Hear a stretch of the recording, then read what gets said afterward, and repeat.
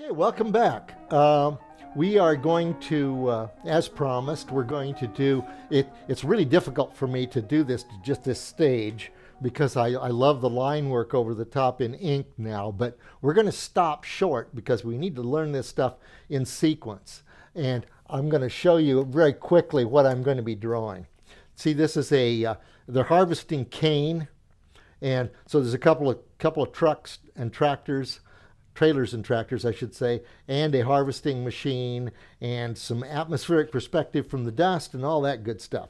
So, and a lot of complicated little shapes that we're going to simplify. So we're going to go ahead and see if we can make this picture work and utilize the Prismacolor to give us a little extra separation. This is the radiator of the tractor. And then there's a big plate at the bottom. So I can erase that. Drawing very lightly. We'll come back and we'll straighten all of these lines and get everything so that it looks good later. But right now we just want the really big stuff. It's much easier to drag a line than it is to steer it with the point. So let's just put a little tiny bit of value on that. Okay, this is a complicated little funny kind of growth thing, and what you want to do is you want to stop short of drawing everything that's going on. So it kind of has a ratty appearance right in here, and there's a little bit of that going on at the ground, and there are basically canes of the sugar that are growing underneath there. So that's what we're going to use. So it's got this kind of a crown of lacy stuff and a little bit of stuff from scattered debris from the last harvesting right next to it.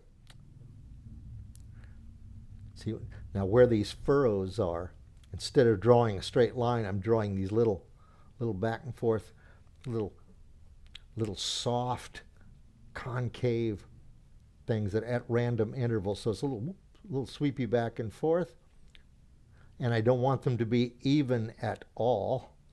I want them to be random in spacing, and then we'll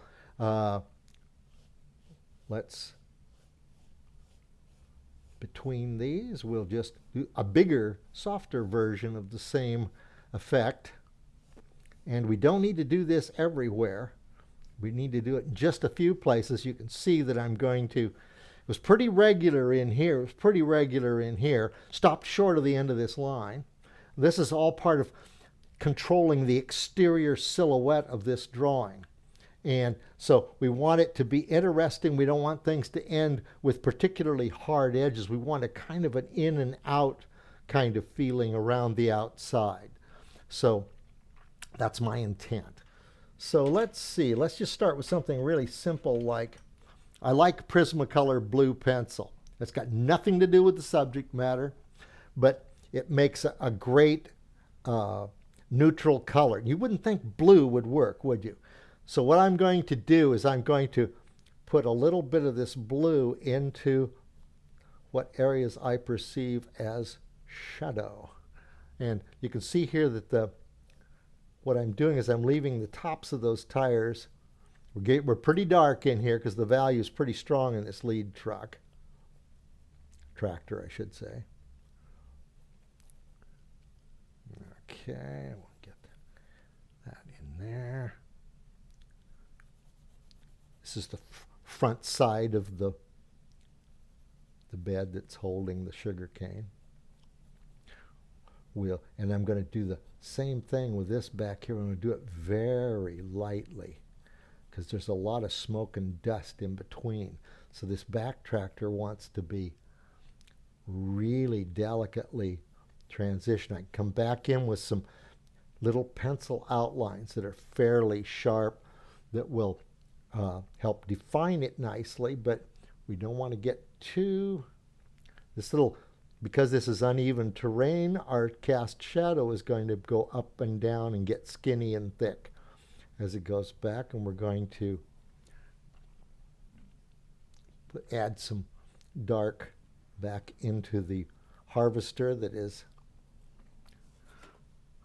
let's see if we can, I'm going to use a little straight edge there to stop my tone.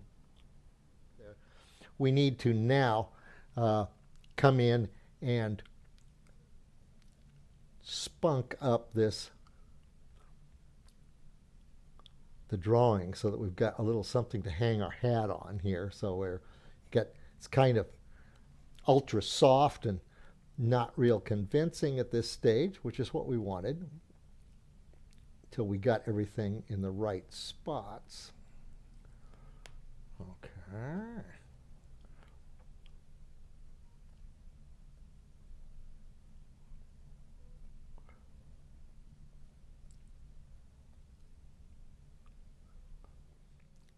Now, if you wanted to start bringing extra colors into this thing, you can really start to make it happen. But I don't want to use every trick in the book all at once here, or we'll have nothing left to explain what we're going to do with the rest of the things. So we'll just do them one at a time.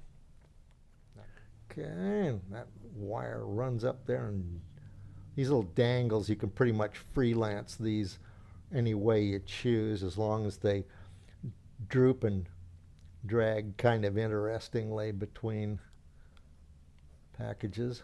You notice what I'm doing is I'm not drawing an ellipse. I'm drawing a concave curve and a convex curve that kind of meet at the same spot. And you can see that it confuses the eye well enough where you actually think you drew something elliptical. So if you get an extreme angle like that where it's very skinny, that'll usually do the job. And you find that many times that's what you look for in a view, because it's a lot more interesting and it's easier to draw. Sometimes you have to draw a big old fat ellipse, and it's best to get an ellipse template set at some point in your life, because you need to learn how to draw them freehand, but boy, it saves a lot of time. Pencil over the top of my blue, so you can go blue over black, black over blue. You could use any color for this. It doesn't have to be, I mean, I would recommend you stay away from magenta or something like that. But most any other color, any brown, any olive green, one of the more neutral, commonly found colors will usually work a little bit better. Hit that line a little bit stronger. Next I'm going to do a little bit of broken line work leading into that. That is, will keep the edges, keep it from being a hard line that goes wham and just stops. So this way, if we do a little broken line on there, we can be fairly bold without getting ourselves into a whole lot of trouble.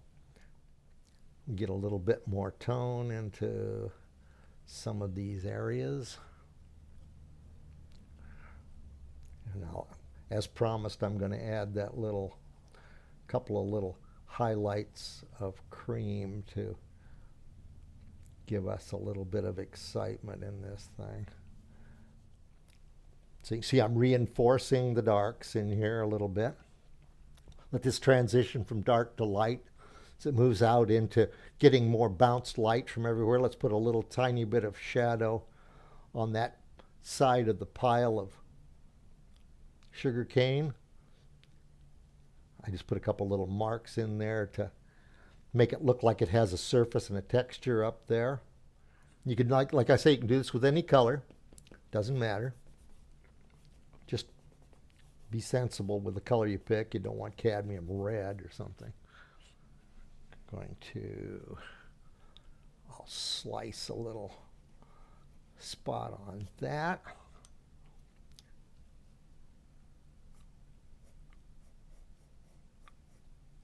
Put that on there, put a little up there.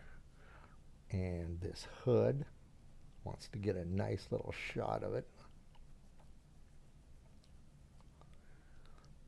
Can add a little tiny bit of, couple of little spots of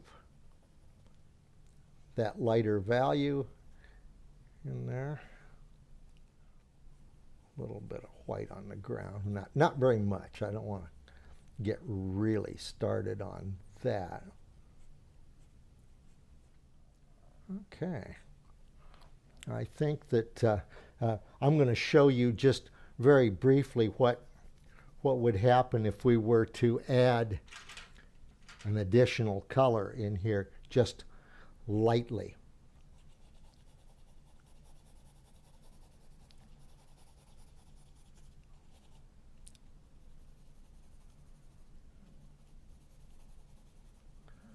You can see it's very light.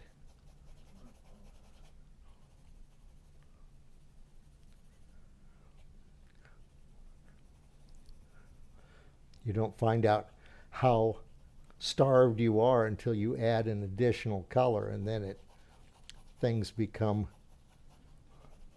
much more interesting to look at. We can put just ever so slight little tint on the ground of that. Just that little bit of additional green makes a huge difference in making the sketch more exciting to look at. So we definitely, whenever you do a picture, you need a core area that demands your concentration, a center of interest, if you please. And we want to make sure that our values are consistent with that, and that where we get our darkest. So we've got this little zone right here in the middle, which has got to retain a certain amount of strength. And if these other peripheral areas start to get equally important, we start to lose that battle. So just trying to do it.